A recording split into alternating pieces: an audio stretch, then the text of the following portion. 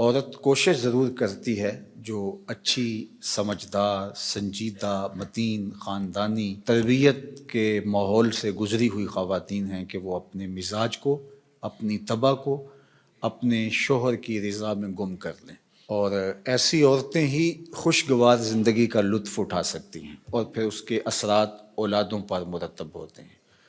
اور مرد کے حقوق کو بیان کرنے کے لیے اللہ کے محبوب علیہ السلام نے جو تمثیل بیان فرمائی ہے اور جو پیرایہ گفتگو حضور نے اختیار فرمایا ہے، اس سے بہتر ہو ہی نہیں سکتا۔ ہوا اس طرح کہ صحابہ حضور کی خدمت میں حاضر ہوئے اور کہا کہ ہمارا اونٹ دیوانہ ہو گیا ہے۔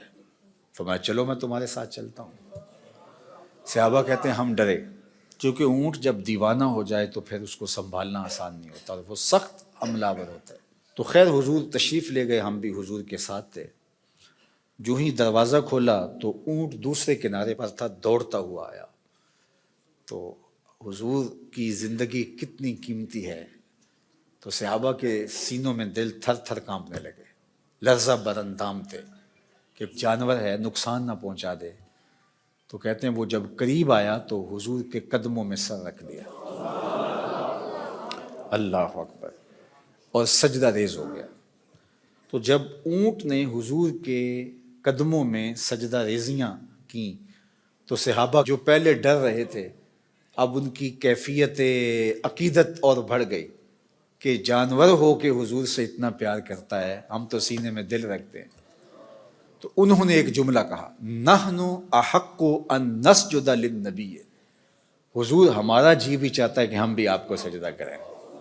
یہ جانور ہو کے آپ کی معرفت رکھتا ہے، پاگل ہو کے آپ کو پہچانتا ہے، ہم تو سینے میں دھڑکتا ہوا دل رکھتے ہیں اور دل میں آپ کے پیار کی ایک کائنات آباد ہے۔ تو پھر ہماری پیشانیوں کے اندر بھی سجدے ٹپک رہے ہیں، ہم بھی آپ کو سجدہ کرنا چاہتے ہیں۔ تو آقا کریم نے فرمایا اگر میری شریعت میں سجدہ جائز ہوتا تو میں بیوی کو حکم دیتا کہ شوہر کو سجدہ کرے، لیکن کسی کے لیے سجدہ روا نہیں رکھا گیا۔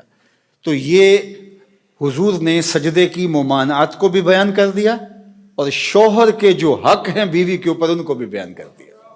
تو اس سے بہتر انداز گفتگو کا تکلم کا نہیں ہو سکتا جو اللہ نے اپنے محبوب کو عطا کیا۔ اسی لیے ایک دن میرے حضور علیہ السلام نے فرمایا انا افصح العرب، بات کرنے کا جو سلیقہ میں جانتا ہوں کوئی جانتا ہی نہیں ہے، گفتگو کا طریقہ جو میں جانتا ہوں وہ کوئی جانتا نہیں ہے۔ یعنی ایک جملے سے ان کی نفی بھی کی اور یہ بھی بتایا اگر جائز ہوتا تو شوہر کے لیے بیوی کو سجدے کا حکم دیتا۔ خاتون ہو جو اپنے شوہر کے حقوق کو پہچانے اور حضور کے اس فرمان کو سامنے رکھے تو گھر جنت کا ٹکڑا بن جائے گا۔ اور مرد کو حضور نے کیا نصیحت فرمائی؟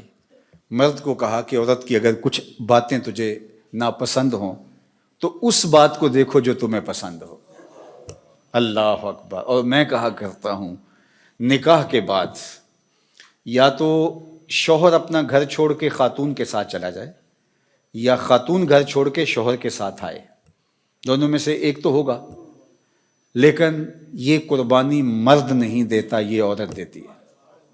اور گھر سے جو تعلق خاطر ہوتا ہے، قلبی لگاؤ ہوتا ہے، گھر کی چیزوں سے جو موانست ہوتی ہے، جو انسیت ہوتی ہے، جو لگاؤ ہوتا ہے، وہ مرد کی نسبت عورت کو کہیں زیادہ ہوتا ہے۔